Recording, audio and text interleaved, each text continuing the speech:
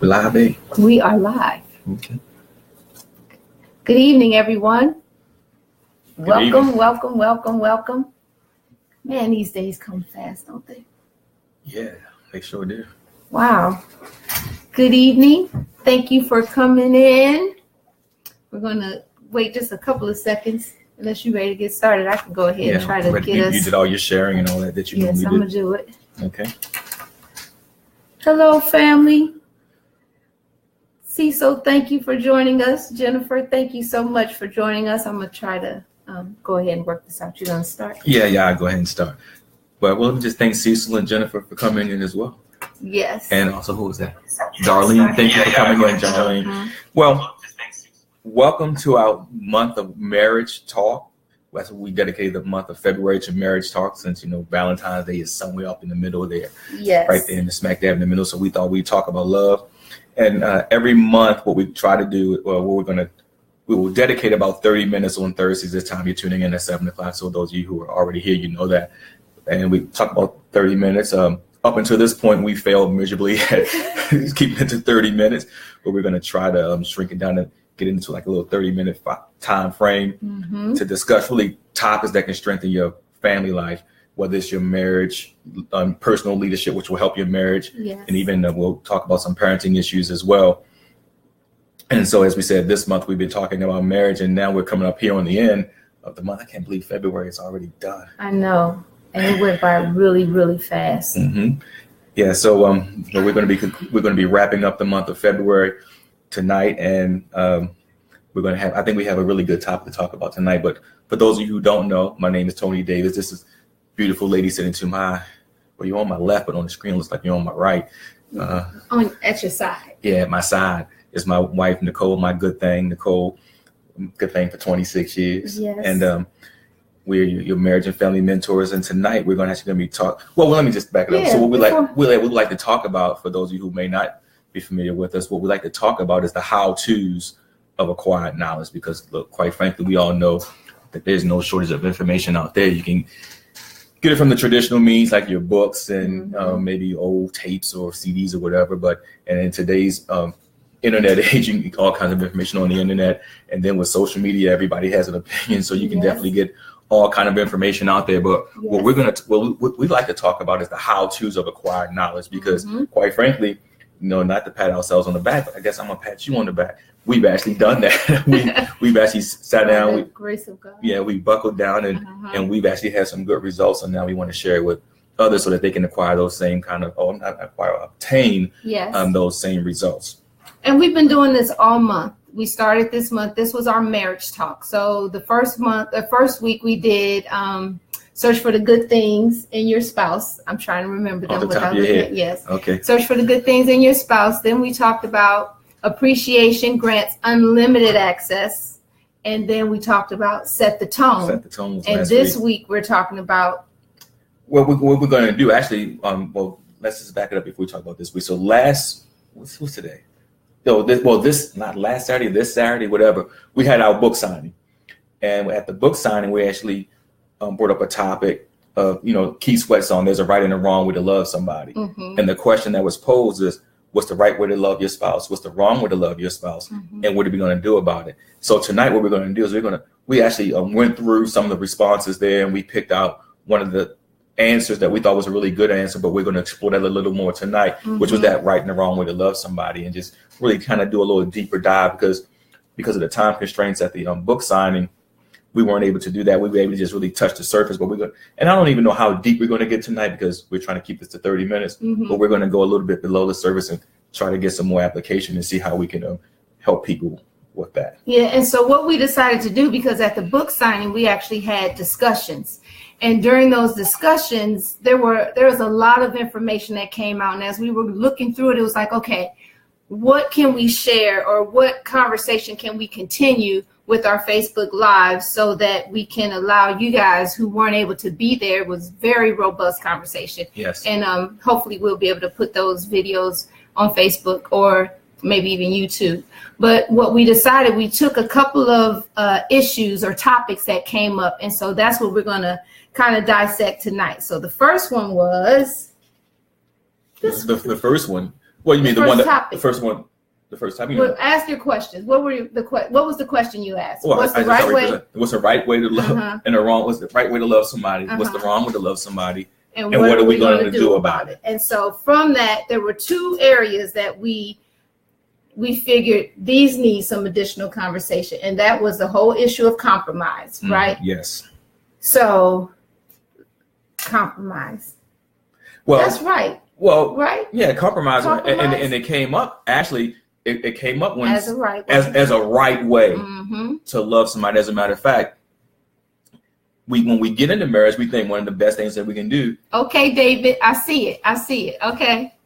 Go ahead. Tony, go ahead and talk. Well, you said, I see you threw me off responding to David. Pay attention. Okay. Well, now I'm all off. Okay. My brain is etch a sketch. Okay, Get me back on track. I'll wait. Get me back on track. We don't have time, baby, to wait. Remember okay. So we asked the question and compromise. I'm back on track. I'm back on track. All right. Okay. So compromise is brought up as a right way to love somebody. Yes. Right? Because as a matter of fact, you get into marriage, you say, okay, we must compromise. And as a matter of fact, even as Christians, one of the things that we like to say is, you know what? It's such a godly thing to do. You know, we can compromise, and it sounds really good. It sounds so good. We compromise. It sounds great. As a matter of fact, I'm no longer selfish. I'm selfless. Yes. And here's another big one. It's not about me. Yes. You know, because we compromise. And because it sounds so good, most times we get that wrong. Just like the whole 50-50 love, right? Teddy Pendergrass, remember that? Teddy Pendergrass, yeah. It's not 60-40. Go ahead, sing it. Not 70-30. We're talking about a 50-50 love. It sounds good. But hold up, Teddy, it's so good loving somebody and somebody loves you back. That's good, though. That's not what we're talking about. So, so 50% of you is not enough. And we didn't find that out until after we sang that song for a little while and realized this ain't working. The numbers, 50% is not working. The numbers don't add up when you try to have success in a relationship. Right. You need 100-100. You need 100-100. And so we, just like the compromising thing, it sounds really good, but compromise, when you think about it and you think about the times you've used that word and tried to use it in your relationship, somebody walks away feeling shafted.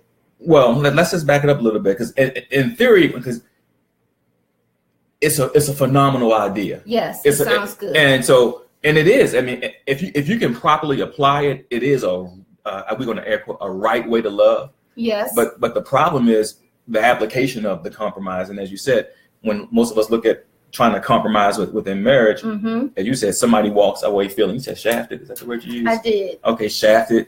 I prefer the word gypped. Okay. But you say shafted. Okay, somebody feels shafted. Okay. Right. Right.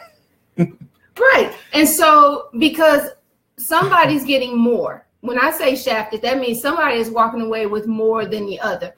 And so even though you may feel like this is an agreement, whoever came up with the terms of that agreement probably put it out there in such a way that would allow them, whether it's the husband or the wife, to get more of what they want. And that means then the other person got less of what they wanted. Yeah, and I think one of the biggest problems with that is really just the percentages of compromise as well. Okay. So let's just use us as an example. We've never really had that problem, I don't think. Have we ever compromised?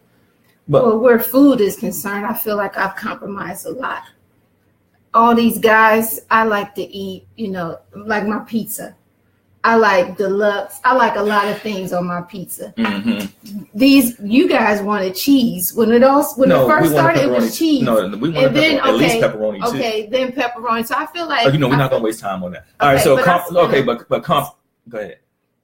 I'm compromising right now. Okay, all right, good. Okay, continue to do so, baby. Okay, all right, so look, but with compromise, what will actually happen? In a lot of instances, you will have somebody who compromises more than the other one. So, for instance, I may feel like I'm compromising 90% of the time and you only compromise 10% of the time. And even though it starts off as a great theory, after a while, I feel like, hold on, wait a minute, I'm compromising way too much. So I don't feel like there's a fair exchange and there's not a fair trade. So even though that great theory really ticks the other person off, because like you said, I feel like they're getting gypped. You said they feel like they're getting shafted. And in reality, that's exactly what's happening. So you try to put on this face. You even try to trick yourself into think you're doing something right, and you're doing something right for the other person. Right. But at the end of the day, you're really feeling not very well about your agreement. Right. And so what's important, especially if it's something that is really important to you. Of course, things that are not so important, and you can put things on a particular scale or level of importance. If it's not so important, like the pizza, because food is really important to me. That's major. If it's something like food, okay. If I'm always compromising, I know I can go out by myself and get what I want. But when I'm with the guys, I got to eat what you like. Well, you know what? But one of the things that has me laughing at night, well, none of you know out there know this, but actually tonight, Nicole said, bring some food home. So actually what I did, I brought some food home, and I got this Southwestern cheesesteak pizza, and you're like, it's so bland. So I tried to. You did. I tried to step and up that's for a after sister. 26 years.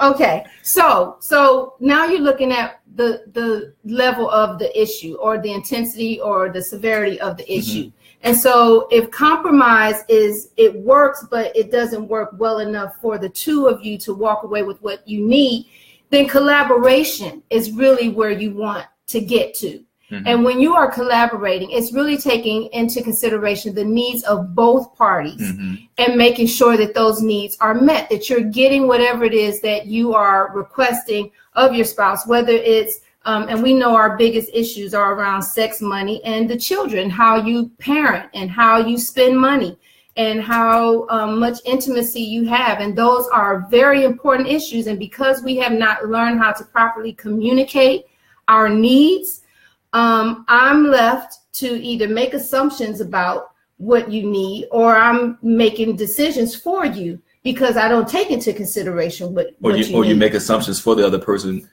and you're left to you're making decisions for them based on those false assumptions in a lot of cases as well. Right.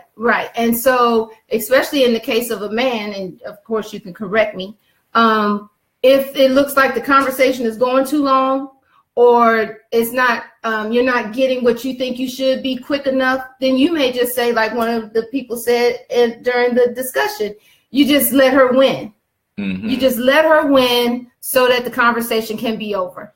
And how well does that work? Not very well at all. But I think that'd be actually a topic for another discussion. But I'll just hit it at the high level. The reality is, even though you may let her win, mm-hmm. and most of the time it's the men. It's the men who just let her win. They go with the happy spouse. That's a happy house. Mm-hmm. And quite frankly, that's another one that doesn't necessarily work, because even though she may be happy that she won, internally you're really ticked off. And a lot of times there's still no peace, because while you may not have had that argument, there's no internal peace. But mm-hmm. we can discuss that later. But so the reality is, you didn't really let her win. You just avoided an argument, or you avoided a prolonged argument, but you didn't really let her win, mm-hmm. because as a matter of fact, most of us even will retaliate and take it out on later for something that's totally unrelated. And she'll be like, what the heck? Where did that come mm-hmm. from? But that's another thing. But as you brought up, the severity of the compromise is also something that needs to be taken into consideration, because sometimes what will happen is, we may have equal compromise, but what I may find is that one spouse may compromise on the less important issues, and another person is always compromising on backing down or not getting what they need when the major decisions come into play. So on the scale, it may look like it's even, but the reality is, we look at the severity of it, the thumb is on the scale for the major considerations. And once again, somebody can feel like they're getting gypped. Right. And so in mediation, because this is the kind of stuff that comes up in mediation, and when we're addressing the issues that brought the people to the table, it's always something that they can't seem to come to an agreement on.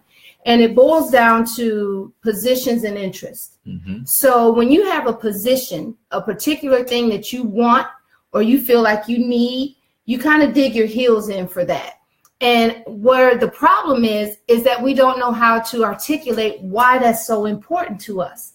And so if you can move from your position and be able to understand why it is that you feel like you need something to go a certain way, or we need to do something as a family, once you learn how to explain the rationale, that information allows the other person to make an informed decision, so that now I'm not just looking at you as trying to control me, tell mm-hmm. me what to do. Mother me, you're my wife, not my mother. Right, mm-hmm. or nag, or whatever the case mm-hmm. is, because now I understand the whole purpose. So one of the examples that we give for that is the issue or the case of an orange. So say there's an orange on the counter, We both want the orange. Mm-hmm. You say you have to have it. I say I have to have it. So all we're listening to is the position. You want it, I want it. And you only want it because I want it. And somebody else who's listening to that can say, well, that's easy. You want the orange, I want the orange. Just cut the orange in half, and now you both have an orange. Well, that doesn't satisfy me because of my true interest in the orange. But because I didn't properly articulate that, whoever is listening or whoever it is that I'm having a disagreement with will think that it can be satisfied by giving me a piece, or what we would call a compromise to what it is that I'm saying that I want. But with further conversation, we can learn that, well, I need the orange for the pulp, because the pulp is helping me with my a recipe that I'm making. And you can say, oh, well, I have no interest in the pulp. I only want the rind because of a pie that I'm baking. Wouldn't that be nice if you were baking a pie? Anyway, I digress. You just throw them under the... Okay, so with further conversation, we learn, and not only do I need the pulp, but I need the pulp from the whole orange I'm gonna make in order for my recipe to work the way it needs to work. I can't just have half. And after further conversation, we learned, you know what, we can both get what we want to the fullest because we have a better understanding of each other's interests. And that's the fallacy in how it is that we communicate, because we have a position, we're sticking to it, and we want to win. And that's a problem. And in relationships, we have to stop wanting to win. We want to collaborate and partner to agree so that everybody's getting what they need. Yeah, the victory can't be your objective. Right. Not when you're dealing with somebody who's actually one with you. Right. You know, you have to understand that we want what's best for both, because when I want what's best for you and you want what's best for me, it's what's best for us, and then we both win. Right. But even with that being said, what we have to do, and we have to learn the whys, but really even in addition to that, we have to just learn our spouse, period. You know, one of the scriptures that we love to lean on, is, especially for men, is 1 Peter 3:7. We're talking about dwell with her according to knowledge. And of course, you know, we're of the mindset that just like we're supposed to dwell with you according to knowledge, you should get to know us as well. The women should get to know their husbands. And in your case, you should get to know me. And I would even say but a lot of times, even with that being said, we keep it up here on a surfacey level. And what I'm saying is we need to get that down to like a microscope. I need to be able to put you under a microscope and really understand you that well. And it's going to take two things to do that. It's going to take, one, obviously, observation. I got to look and see what you do and say and how you feel. And also conversation. But a lot of times within marriage, conversation may be difficult, because sometimes you may start asking your spouse some questions about how they feel, and because they've been going a certain way for so long, they may not, and I don't want to say that they're lying to you, but they may not necessarily give you the full truth. So now you have to figure out exactly what they mean and what they need, and that'll help you when you get into the situation when you're actually trying to bring issues to the table. And now you have to ultimately come up with a compromise so that we can go forward and really love each other the way we need to be loved. And I have to get to know you. I mean, that's so important. And I need to know what actually moves you, and what stimulates you in a positive way and what stimulates you in a negative way. And also I need to know what I may do that I may think is so grand, but from your perspective is absolutely neutral. I mean, it doesn't do anything for you at all. And I'm thinking I've done something so great, and you're looking at me like, what? Right. That doesn't do anything for me. And granted, if I know you, then I should know that. I should know that's not the move. You need to try something else. And the converse is also true when it comes to you trying to satisfy me. And the other thing that came up during our discussion with the group is this whole issue of trying to change your mate. Is that right or is that wrong? Is that a wrong way to love or a right way to love? And the whole issue of change, you know, we've heard that talked about a lot. Do not try to change your mate, right? You can't change your mate. And I think that's up for a conversation. Can you change your mate? Should you try to change your mate? What do you think?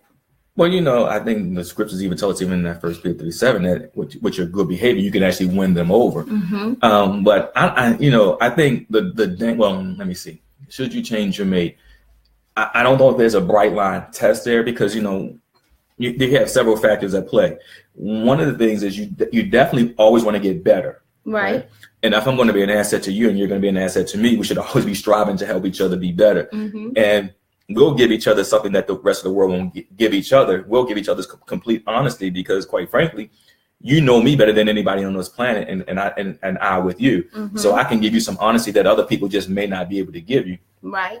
So I don't know if that necessarily means changing you, but it may mean having a hard talk to do what you need to do so that you can get better and be more efficient and working, I guess, in a more excellent way and be all that you can be. And as a matter of fact, sometimes it may even require pushing you outside your comfort zone to make you do things that you may not want to do. Yeah. So I don't necessarily know if that's changing. From a man's perspective, it could be, hey, I'm this way, I'm this kind of person. And if you're asking me to do something, I may perceive it to be that you're trying to change me, and it may really take me off. But if I have a proper understanding of what your motives are, as you talk about, like even with the orange example, like the motive and why you may want it, if I understand what your motives are, I could perceive your feedback in a different way. I think the real problem comes in when we try to when we interpret information through the natural male and female filters, and then you try to tell me I should do it this way, and look, and we had this conversation on many occasions. I say, babe, men don't do that, or men don't process information that way. Right. And so if you say, well, you go on with your rationale for why, I say, well, that's what women do. Men don't do that. So now, if you try to really persist in that point with that argument, then now I may feel like you're trying to change me, and then that won't work. And so then that's an issue of trying to make you do something like me. And that in that regard, then no, we should not be trying to change our mates, because the way I like something is the way I like it. And normally that kind of stuff happens early in a relationship, the early years of a marriage. You'll find that because we have these very romantic ideas and these fantasy type ideas about how the marriage should be, how we should be one and doing everything together, and not giving space for each person to still have their independence within the relationship. So if I'm trying to make you like me, then to me, that's a violation. And just for those who out there who may not know what I'm talking about, I'll be a little more specific. A lot of times with women, I think a lot of women may do this. So I'll just go on a limb and say I think a lot of women may do this. A lot of women may try to get men to perceive information like a woman would. And what I mean by that, they may want him to have more emotional feelings in his decision. And sometimes what men will do, they'll just deal with the facts. And then a woman may try to tap into the feelings. And the man's like, nope, that's all it is. It's just the facts. I really don't have very many. My feelings really didn't come into play at all. It's like, well, tap into that, go into that realm. And I'm like, men are linear, men are logical, and this is how they may process information. Or men, if you're dealing with a certain topic, men may not want certain things to be put given a priority. Men only care about these things, and then maybe you can get into these other things as a priority. And it's like, well, and you say, well, no, but a man should really care about that. And I'm like, babe, men don't care about that, and so. And so with that, when you think about that, especially from the standpoint of conversations where a woman, I want to tell the story the way I want to tell the story. And so I need you to give me space and time to let me tell the story the way I want to, and stop trying to get me to the end or just give you the facts or whatever. Get to the point. Just give me the facts, ma'am. Just give me the facts. Well, no. If you know a woman in particular, or especially our elders love to tell stories. And when we're in the presence of an elder, you should give them that respect to let them take as long as they want. But we need to have that same level of patience, understanding, gentleness with our spouses. Yes. Because we'll do it for other people. So if you know I'm a storyteller, let me tell the story. If I have to give all the dramatics to it and tell dramatics it from the beginning, then look interested, even if you don't want to hear the story, because that's the way I like to tell stories. And that's just such a loving thing to do for one another. Or if it's something that needs to be said quick, because I know that you want the information quick, then I need to take that into consideration if time is an issue. Because then we don't have time to go into my long monologue or with all the dramatics, right? Right. So the other issue then about change is whether or not this is just preference or if it's beneficial. If it's something that will make you better, like you said, and it's beneficial to you, then first of all, you shouldn't be resistant to change. And we shouldn't be afraid to change. We shouldn't be afraid to offer things to our spouse that can make them better. Because that's love. It's absolutely love. Because when they get better, the whole family gets better. Right. But if it's a preferential thing, if it's I just like things like this, I just like towels folded this way, or I just like whatever it is. Something ridiculous. Yeah, whatever it might be. Then I can't make everybody do it that way just because I like it. However, if you say to me, but if we fold it this way, it will save space in the closet. We can get more things in there, and it allows for easy access to those towels because of the way they're positioned in the closet. Well, that makes sense. But my mama taught me that way. That doesn't make sense. Right. This is the way I always did it. Mm-hmm. Okay, well, how about we try something else? Mm-hmm. And all of these things can expand us and help us to enrich one another's lives when we are open and not resistant to the whole notion of change. Yeah. So what you just said really in that instance, it just supports what you said earlier.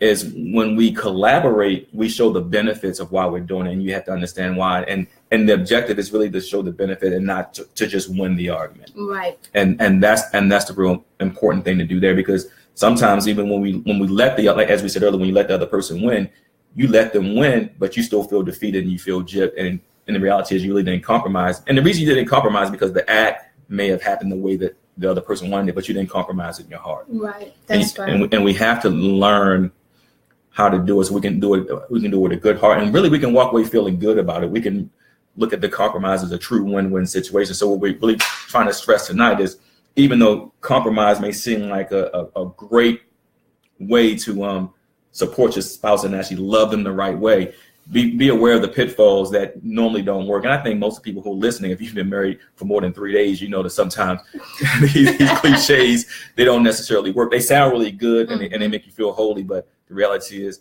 when you don't apply them properly and don't understand the pitfalls, you will feel gypped, and then you'll get into it, and then you really find yourself in a rut. And so your scriptural references are good for us tonight. What do we have? Well, we have, of course, we talk about 1 Peter 3:7. Yes. I'm definitely learning about that. That is so key.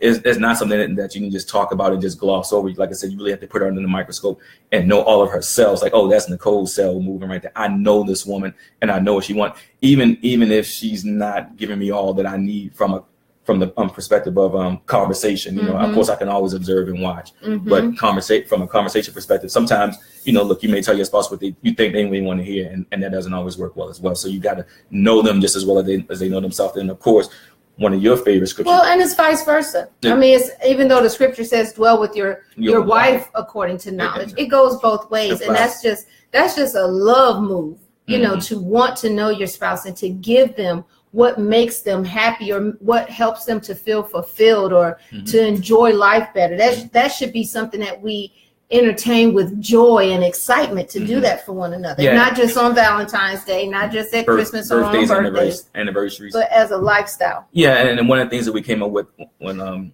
we talked about this briefly on Saturday at the book signing was one of the wrong ways of loving your spouse is really not putting in the time to learn the right way to love them, because the reality is this: there's no bright line test. Everybody is different. Every husband is different. Every wife is different. Every relationship is different. So there is no bright line test where you can say I can check the boxes, and if I do all these things, I am doing the right thing. It's very subjective, and that's why you have to have those conversations. But back to the scripture, you love 1 Corinthians 13. For the love chapter. Yeah, well, I mean, it's a constant reminder, and it's challenging. And I like the fact that knowing that I can measure the way I'm loving based on 1 Corinthians 13. And so if you look at that and you know that there's anything in there, I mean, it starts off saying love suffers long and is kind. Well, that's enough to check anybody right away. Am I kind? Am I suffering long? Am I patient?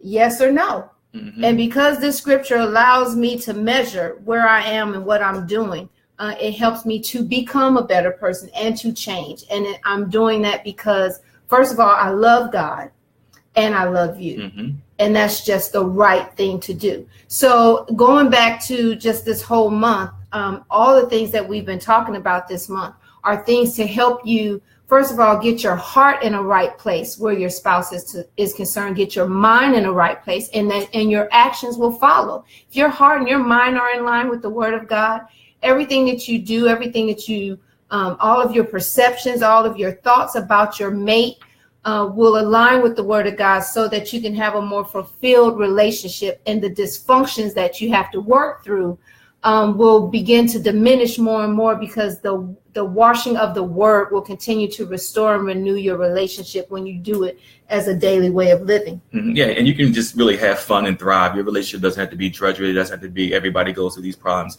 I'm gonna tell you, you can really choose not to participate in having the same kind of struggles as everybody else. Mm-hmm. But as you were going through just briefly some of the, like, love is patient, love is kind, long suffering, and all that kind of good stuff. Mm-hmm. But here's the hard work that's involved in that. You have to be honest with your answers to those questions, and you have to be honest without justification. Mm-hmm. So in other words, I mean, like, I know I'm capable of being long suffering, but I'm not.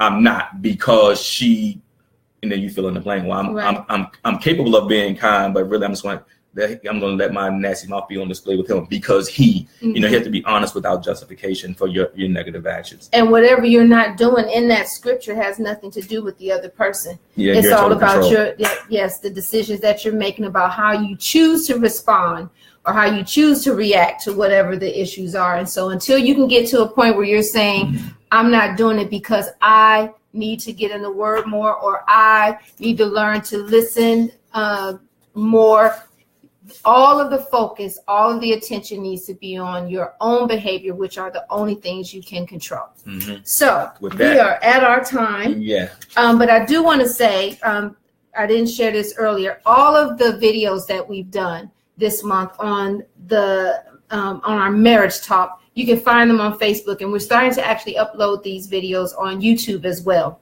So please go, if you haven't seen them, go ahead and look for them. Our organization is Empower to Engage. And so you'll just type in Empower to Engage on Facebook. Yep, Empower to Engage on Facebook. Our books, all of our books, everything that we talk about, a lot of this is coming from our book series, the Done Right series. Our Marriage Done Right is Hard Work, Parenting Done Right is Hard Work, and Leadership Done Right is Hard Work. Now, leadership, you want to talk about that really quickly? Oh, yeah. Well, next month, as a matter of fact, when we get into March, both of our birthday months, by the way. Yes. March is going to be a great month for us. We're going to be talking about leadership. Leadership is the book that's going to give you the foundational principles that will help you actually become a better husband, better father, better anything that you're doing. But the title of this book, well, actually the subtitle is 31 Essential Principles for Becoming an Effective Leader from the Inside Out. And we believe that, you can't give what you don't have. So this book is going to actually have you get it so that you can then give it out to somebody else.